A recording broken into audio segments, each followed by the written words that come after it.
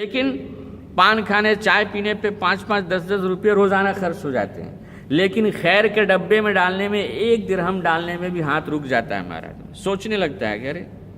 اور اگر ہم نے عادت بنا لی کہ روزانہ 1 ہی درہم سے ہی ایک خیر کا ڈبہ بنا لے اور اس میں ڈالتے رہیں، ہر فیملی کا ممبر 1 درہم اس میں ڈالتا رہے اور مہینے میں اس کو جمع کر لے، سال میں اس کو جمع کر لے اور کسی خیر کے کام میں لگا دے، آپ دیکھیں آپ کی پوری زندگی میں کتنے اچھے کام ہو جائیں گے۔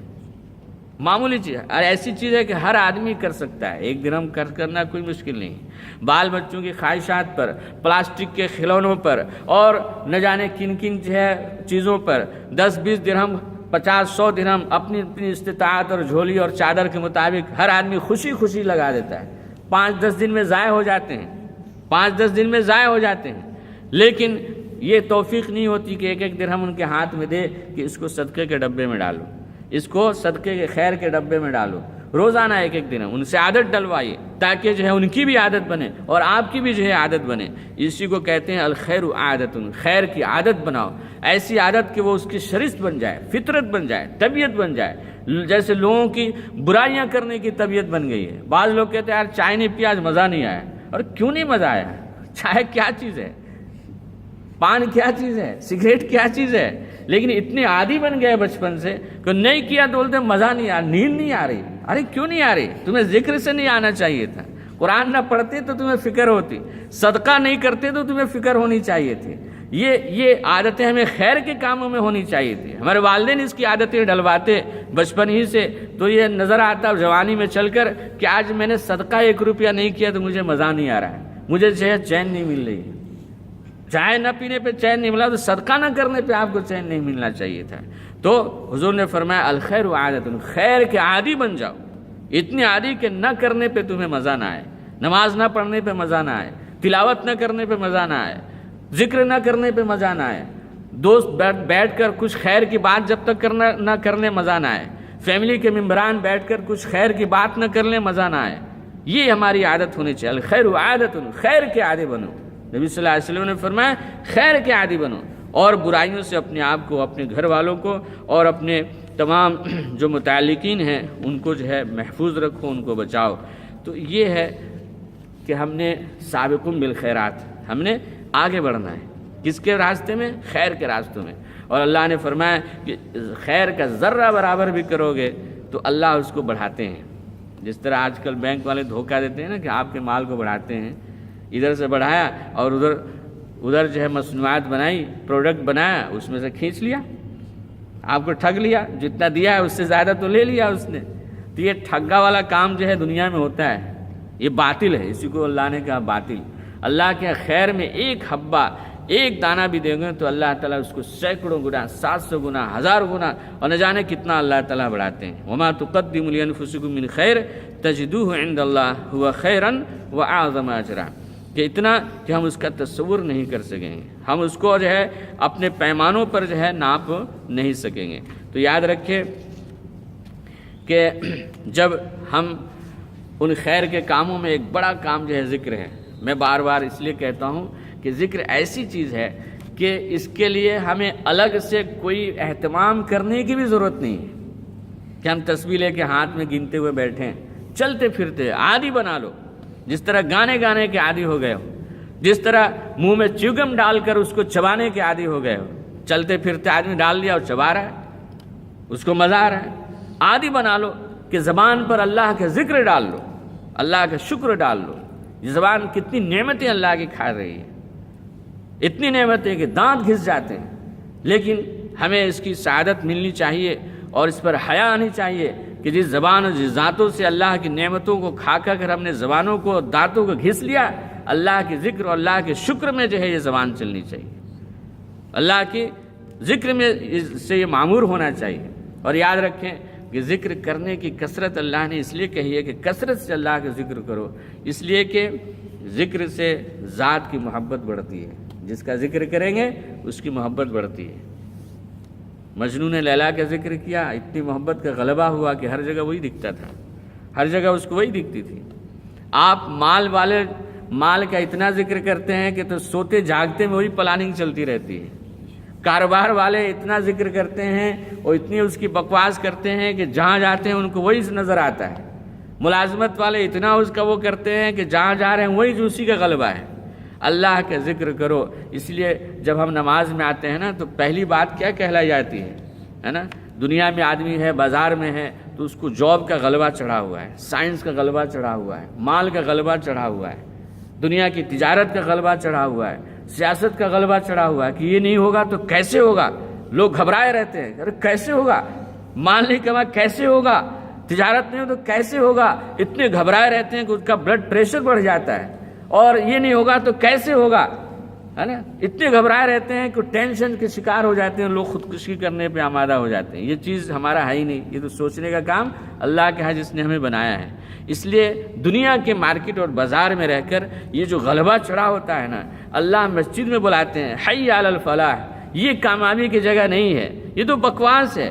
یہ تو ضرورت پوری کرنے کی جگہ تھی. تم حمام میں گئے، باتھ روم میں گئے اور اسی کو سمجھ لیا کہ یہی سب کچھ ہے.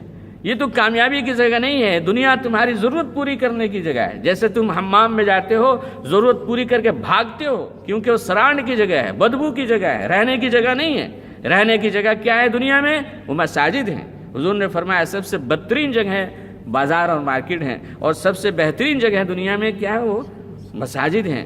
یہ اللہ اپنے اس میں آستانے پر بلاتے ہیں حی علی الفلاح، آؤ کامیابی کی طرف، آ جاؤ کامیابی کی طرف. اور جب انسان اللہ کا نام لے کے اس میں آتا ہے، ایک سکون کی کیفیت آتی ہے. وضو کرتا ہے، اللہ کا نام لیتا ہے، اللہ کے سامنے کھڑا ہوتا ہے، سب سے پہلی صدا کیا لگوائی جاتی ہے؟ اللہ اکبر. اللہ سب سے بڑے ہیں.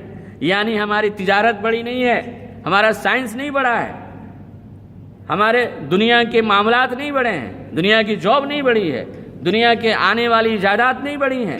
جو جس کا غلبہ ہمارے دلوں اور ذہنوں پر چھایا ہوا تھا کہ یہ نہیں ہوگا تو کیسے ہوگا، ان سب کا علاج اللہ کرا دیتے ہیں کہ یہ چیزیں بڑی نہیں ہیں. اللہ اکبر. سب سے بڑی ذات کس کی ہے؟ اللہ کی ہے. سب سے بڑی ذات اللہ کی ہے. ہر اٹھنے بیٹھنے پر اللہ اکبر کہلوایا جاتا ہے، اور اللہ کی حمد ثنا دل میں ڈالی جاتی ہے. اور اس کی ہم کثرت کریں گے تو اللہ کی محبت ہمارے دلوں میں پیدا ہوگی. اور جو اللہ والا بن گیا، جب حاکم وقت سے تمہاری دوستی ہو گئی تو اب کیا فکر کرنے کی بات ہے؟ اردو محاورہ ہے نا کہ سیاب ہے کوتوال، اب ڈر کاہے گا. کہ جو ہمارے اپنے تھے وہی کوتوال ہو گئے تو ہم ڈر کاہے گا. جب اللہ سے دوستی کر لی، احکم الحاکمین سے تمہاری معیت ہو گئی، ان کے جلووں میں تمہارے رات دن گزر رہے ہیں، ان کے ساتھ اٹھنا بیٹھنا ہو رہا ہے، ان کی رفاقت تمہیں حاصل ہو گئی، ان کی دوستی محبت حاصل ہو گئی، تو اب ڈر کا ہے گا. الیس اللہ باحکم الحاکمین. اللہ سب سے بڑے حاکم. دنیا کی حاکمیتیں محکوم ہیں ان کے سامنے، دنیا کی جلالتیں اور دنیا کی بادشاہتیں اور قدرتیں ہیچ ہیں اللہ کے سامنے. الیس اللہ باحکم الحاکمین. اس لیے اس دل میں جب اللہ کا ذکر آتا ہے، کثرت سے آتا ہے، اللہ کی محبت پیدا ہوتی ہے.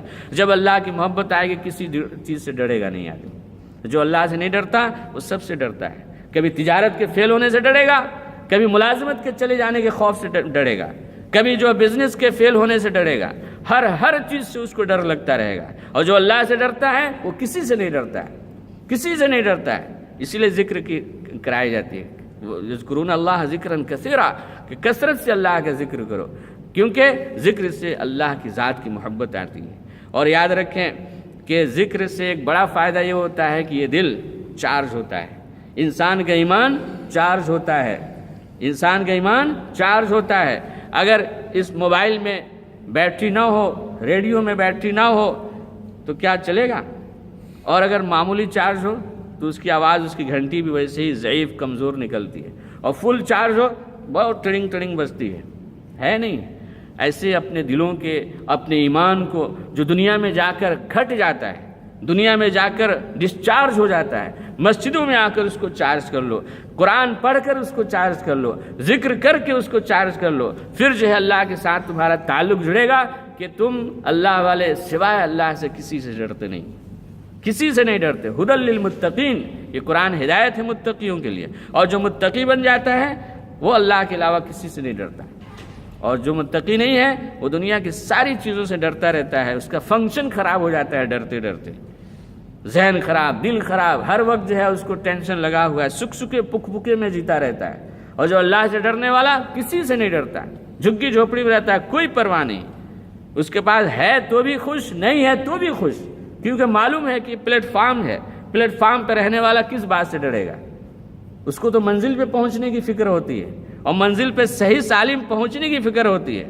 دنیا میں آدمی مسافر ہے آخرت کا، اس کو ڈر کہے گا؟ وہ تو منزل پہ پہنچنے کی صحیح فکر کرتا ہے. تو منزل پہ پہنچنے کے لیے یہ ہے کہ انسان جو ہے سابقون بالخیرات بنے، آگے بڑھنے والا بنے. جس طرح دنیا میں آگے بڑھنے کے لیے لوگ ہوڑ کرتے ہیں، ریس کرتے ہیں، ویسے ایمان والوں کو آگے بڑھنے کی، یعنی خیر کے کاموں میں آگے بڑھنے کی ہوڑ اور ریس کرنا چاہیے. اسی کے لیے اللہ نے دنیا میں ہمیں بھیجا ہے، یہ موقع دیا ہے، ہر طرح سے موقع دیا ہے. یہ موقع فوت ہو جائے گا تو انسان آہ اور واہ کرے گا، کوئی فائدہ نہیں ہوگا.